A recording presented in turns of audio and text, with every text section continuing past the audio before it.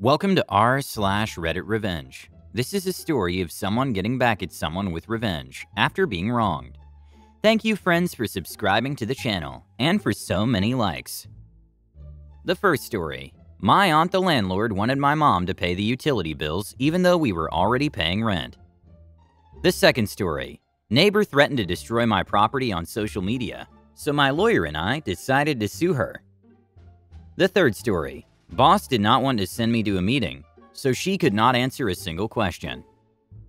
And the first story is, greedy, money-sucking landlord is now in debt. My mom, brother, and I lived in a tiny SH rented apartment owned by her half-sister. In the beginning, she knew we were looking for a place to stay and begged for us to rent her unit because she needed the money desperately.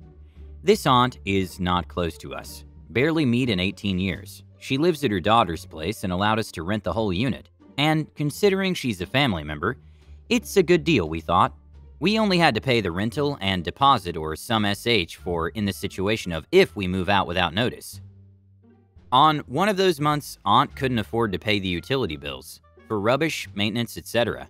And my mom offered to help for that one particular month only, even though it wasn't part of the rental agreement. But the following month, when utility was behind on payment again, Aunt gave Mom a stern warning telling her to pay on time. She somehow automatically assumes Mom will pay it each month for her just because she did it as a favor once. This means Mom will have to pay like an extra $100 on top of the rental cost each month.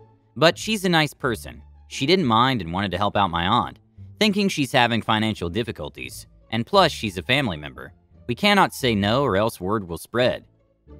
In my country, the government will give rebates once every year in the form of something like $200 voucher to be used to pay the light and water bills.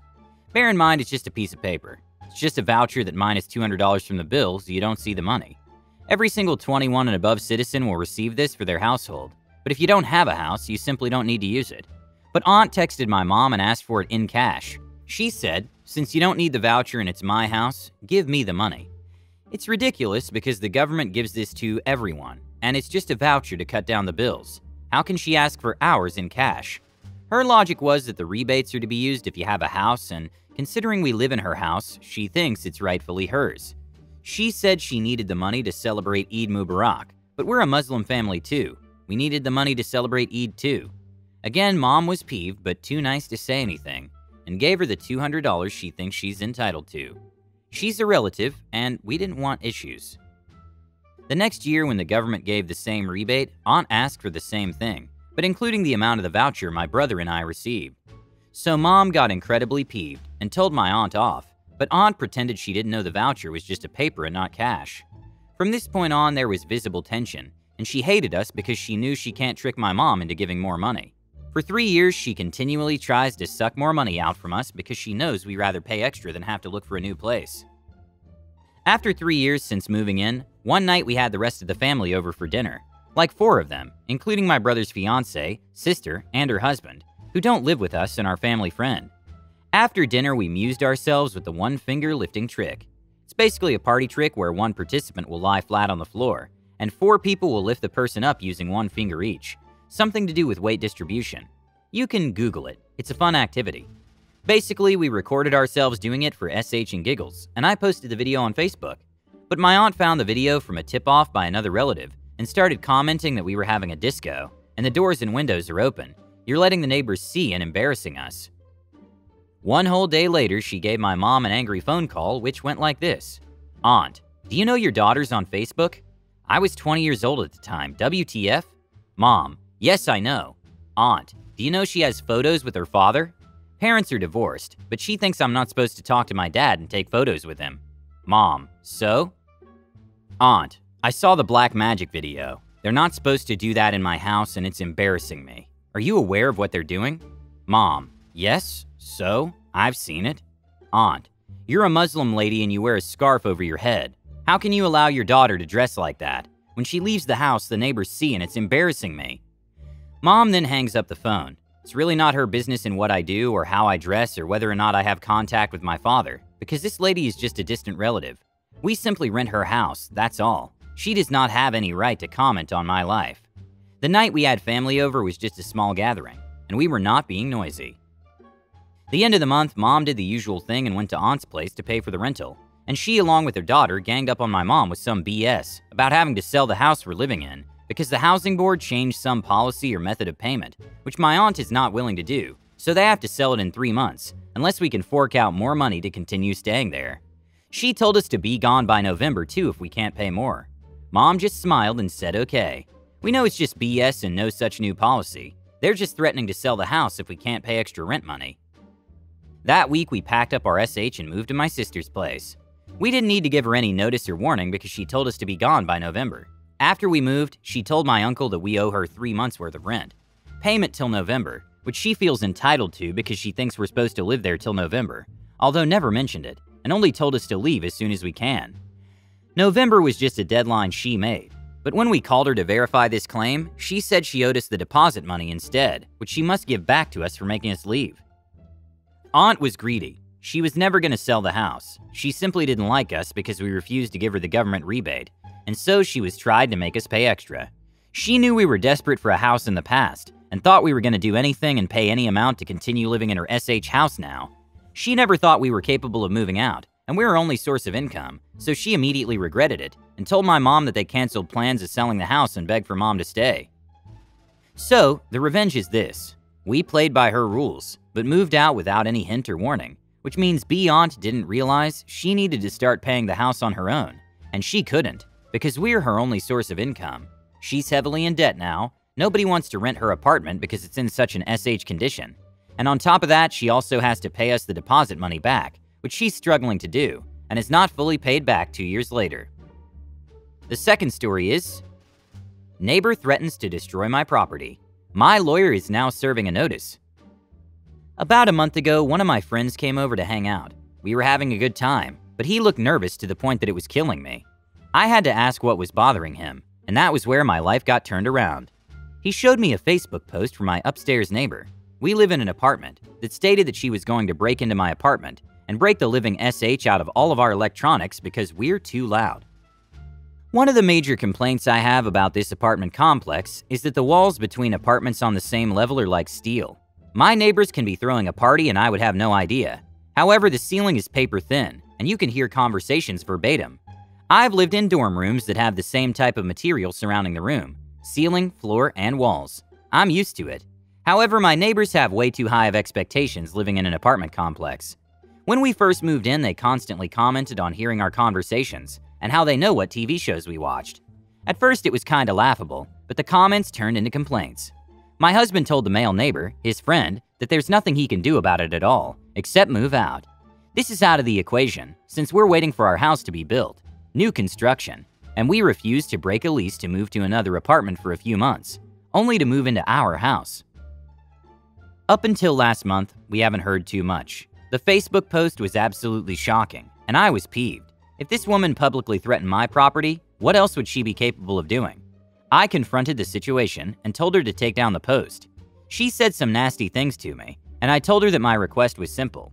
You should not go to social media to deal with your issues, and you need to direct your concern to the person directly involved. Anyway, my husband's aunt is a lawyer. She provides us help with legal situations if necessary, and has been a big help for some of our other relatives. Over Christmas break, I was talking to her about the situation and explained how I didn't feel safe. This woman has a history of drug abuse and violence that I don't trust.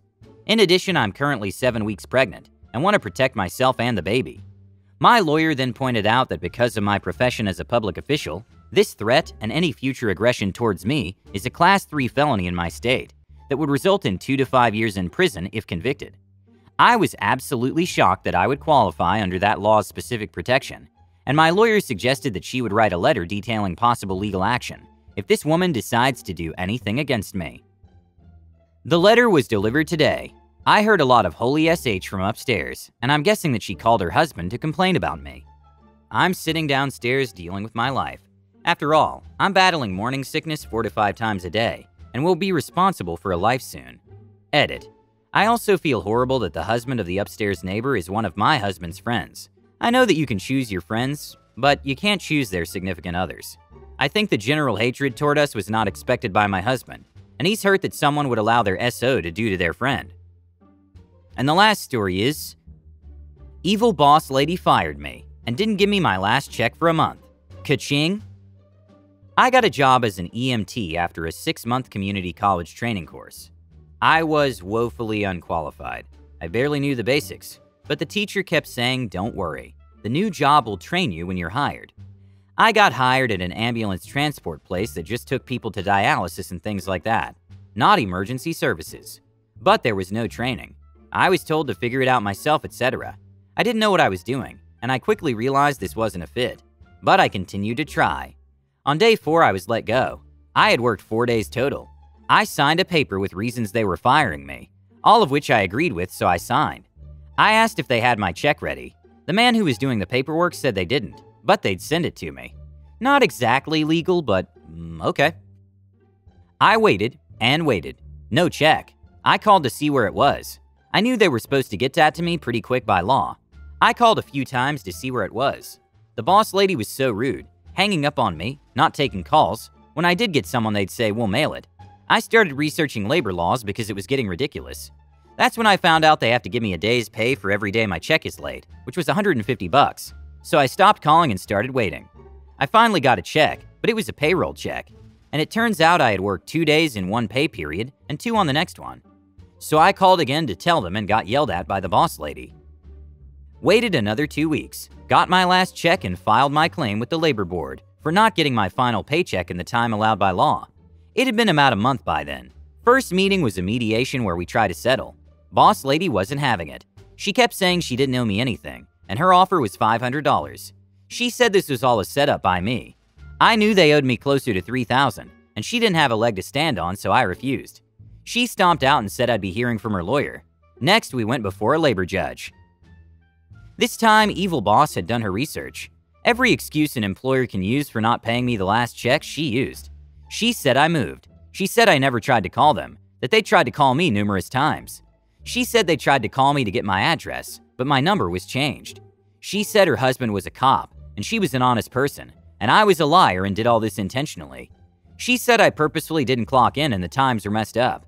She also claimed a ton of reasons why I was fired. She claimed I almost killed one of the patients, none of which were listed on the paper they made me sign, and the judge called her out on that.